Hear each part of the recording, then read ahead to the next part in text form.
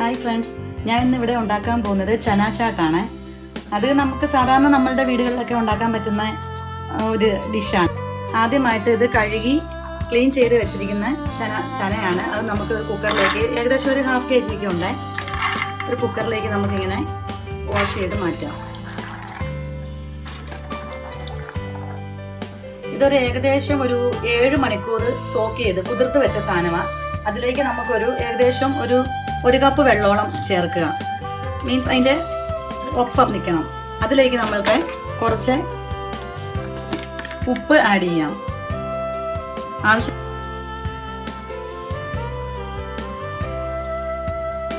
അതിനുശേഷം കുക്കർ അടച്ച് നമുക്ക് ഇതൊന്ന് ഒരു 3 വിസിൽ കേൾക്കുന്നിടം വരെ നമുക്കൊന്ന്, ഇതിനധികം വേവില്ല, 3 വിസിൽ കേൾക്കുന്നിടം വരെ നമുക്കിതൊന്നത് വിസിലടിക്കാം.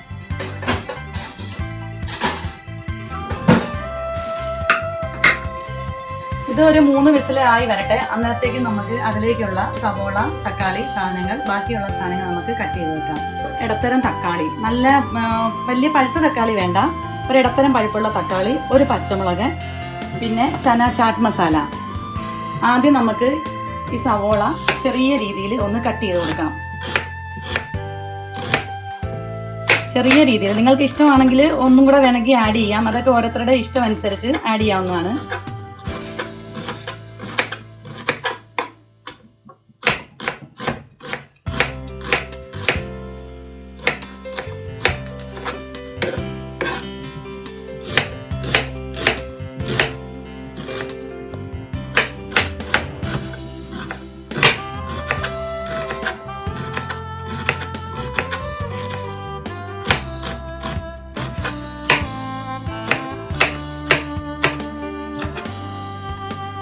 ഞാനിവിടെ ഒരു വലിയ പച്ചമുളകാണ് എടുത്തിരിക്കുന്നത്. ഇതിന് വലിയ എരിവൊന്നുമില്ല കേട്ടോ.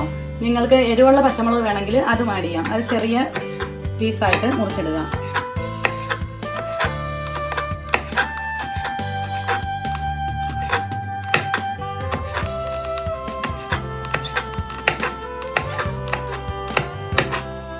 പിന്നെ നമ്മൾക്ക് ഈ തക്കാളി എടുത്തിട്ട് ഇതിനുള്ളിലെ സീഡ്സ് ഒക്കെ കംപ്ലീറ്റ് മാറ്റണം. ഈ സീഡ്സ് ഒക്കെ ഇത് നമുക്ക് കളയേണ്ട ആവശ്യമില്ല. ഈ തക്കാളി ഇത് എടുത്ത് വെച്ചാൽ നമുക്ക് ഫിഷ് കറിക്കോ അങ്ങനെ എന്തെങ്കിലും കറികൾ വെക്കുമ്പോഴത്തേക്ക് നമുക്കത് ചേർക്കാവുന്നതാണ്. അത് കളയേണ്ട ആവശ്യമൊന്നുമില്ല. ഞാൻ അങ്ങനെ ചേർക്കാറുണ്ട്.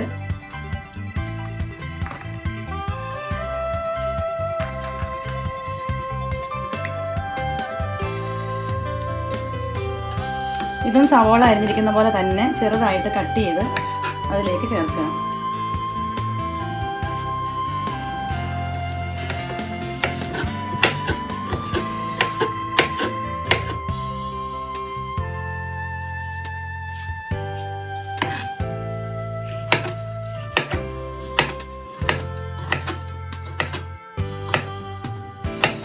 ഇതിവിടെ തയ്യാറായി കഴിഞ്ഞിട്ടുണ്ട്.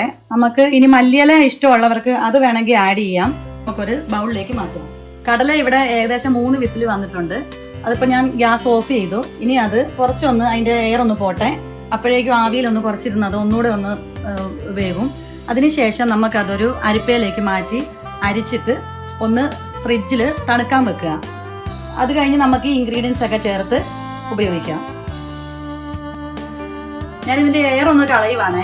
ഇതെന്തോന്ന് അറിയില്ല, ഒന്ന് നമുക്കൊന്ന് ടെസ്റ്റ് ചെയ്തിട്ട് വേണമെങ്കിൽ ഒന്നുകൂടെ വെക്കാം.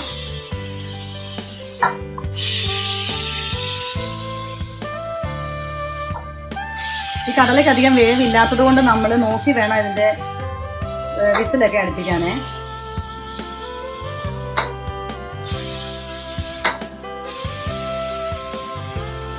അത് നിങ്ങൾക്ക് സമയം പോലെ ചെയ്യാം. ഒന്നുകിൽ 3 വിസിലടിക്കുക, ഓഫ് ചെയ്ത് നമ്മൾ കുറച്ച് നേരം ഒന്ന് വെയിറ്റ് പോകാൻ വേണ്ടിയിട്ടൊന്ന് വെയിറ്റ് ചെയ്യുക. അതല്ലെങ്കിൽ ഒരു വിസിലടിച്ചിട്ട് ഒരു 5 മിനിറ്റ് ഒന്ന് സിമ്മിലിട്ടിട്ട് വേവിച്ചാലും മതി.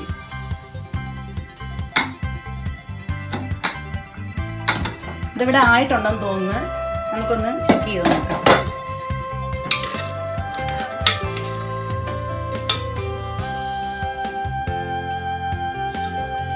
ഇതിവിടെ കറക്റ്റ് പാകത്തിന് വെന്തിട്ടുണ്ട്. കുറച്ച് വെള്ളം ഇതിലുണ്ട്, അത് നമുക്കൊന്ന് സ്ട്രെയിൻ ചെയ്തെടുക്കാം.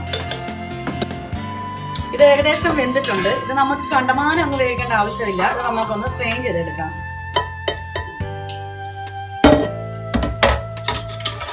ഇതിപ്പോൾ നമുക്കിവിടെ ചൂടാണേ. ഇത് നമുക്കിനി ഒന്ന് ഫ്രിഡ്ജിൽ വെച്ച് തണുപ്പിക്കുകയോ അല്ലെങ്കിൽ കുറച്ച് പച്ചവെള്ളം ഒഴിച്ചൊന്ന് ഇങ്ങനെ കുറച്ച് തണുത്ത വെള്ളം ഒന്ന് സ്പ്രെഡ് ചെയ്ത് വെച്ചാൽ അതിൻ്റെ ആ ചെറിയ ചൂടൊന്ന് മാറ്റി കൊടുക്കാം.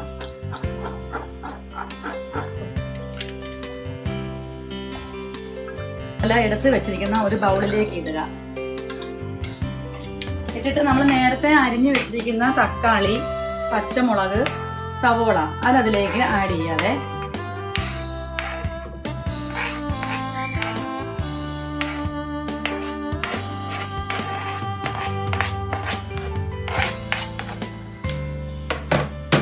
പിന്നെ ഇതിലേക്ക് നമ്മൾ കടല വേവിച്ചപ്പോൾ കുറച്ച് ഉപ്പിട്ട് കൊടുത്തതാ. പക്ഷെ സവോളയും തക്കാളിയൊക്കെ ആഡ് ചെയ്യുന്നതുകൊണ്ട് ഇച്ചിരി ഉപ്പിൻ്റെ കുറവുണ്ടായിരിക്കും. നമുക്ക് നോക്കി ഒന്ന് ചേർത്ത് കൊടുക്കാം. ഇനി ഒരു 2 സ്പൂൺ ചാറ്റ് മസാല. ഒരുപാട് ഇടരുത്, ഒത്തിരി ഇട്ടാൽ ഭയങ്കരമായിട്ടൊന്ന് ചുവയ്ക്കും. ചെറിയ ഒരു ടേസ്റ്റിന് ഒരു 2 ടീസ്പൂൺ ഇട്ട് കൊടുത്താൽ മതി. ഒരു കാര്യം ഒഴിക്കാൻ മറന്നു പോയായിരുന്നു, ഒരു ചെറിയ പുളിരസം ഉള്ളത് നല്ലതാണ്. ചെറിയൊരു പുളിരസം നമ്മൾ ചേർക്കും. അതിന് വേണ്ടിയിട്ട് ഒരു ചെറിയ നാരങ്ങ നീര് നമുക്കിതിലേക്ക് ചേർത്ത് കൊടുക്കാം. ഇനി ഇത് നമുക്ക് നല്ലപോലെ മിക്സ് ചെയ്ത് കൊടുക്കാം.